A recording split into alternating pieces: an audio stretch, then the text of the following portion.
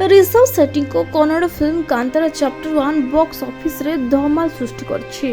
लोक माने फिल्म को उत्साह सहित अपेक्षा करथिले, जहाँकि अपेक्षार फल सफल प्रमाणित होबार नजर आसुछि। कहानी ठारू अभिनय पर्यंत फिल्मटी सबकिछि पय प्रशंसा साउंडुछि। यह मूवी को नंबर 1 बोली कहा जाउछि।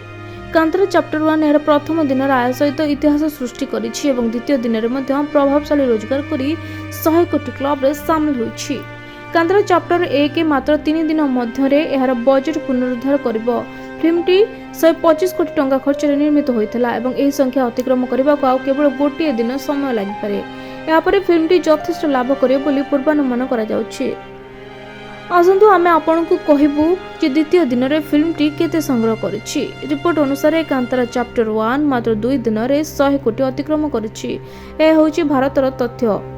प्रथम दिन रे फिल्मटी 61.85 कोटी और द्वितीय दिन रे 43.65 कोटी आय करथिला, जा मोट 105.5 कोटी आय करथिला। गुरुत्वपूर्ण कथाटी हेउछि ए फिल्मटी कन्नड़ एवं हिंदी उभय भाषा रे सर्वाधिक लोक देखिबा को पसंद करछंती। प्रथम दिन रे यह कन्नड़ रे 19.6 कोटी और हिंदी रे 18.5 कोटी आय करथिला, जा को जे कोनसे फिल्म पई एक शक्तिशाली संख्या अटे। तबे ऋषभ शेट्टी को कांतारा चैप्टर 1 सम्मुखरे समस्त फिल्म फीका पड़िछि। अक्टोबर 2 तारिख रे सहित अनेक फिल्म मुक्ति लाभ करथिला, जा पूर्व बॉक्स ऑफिस रे बड़ रोजगार करथिला।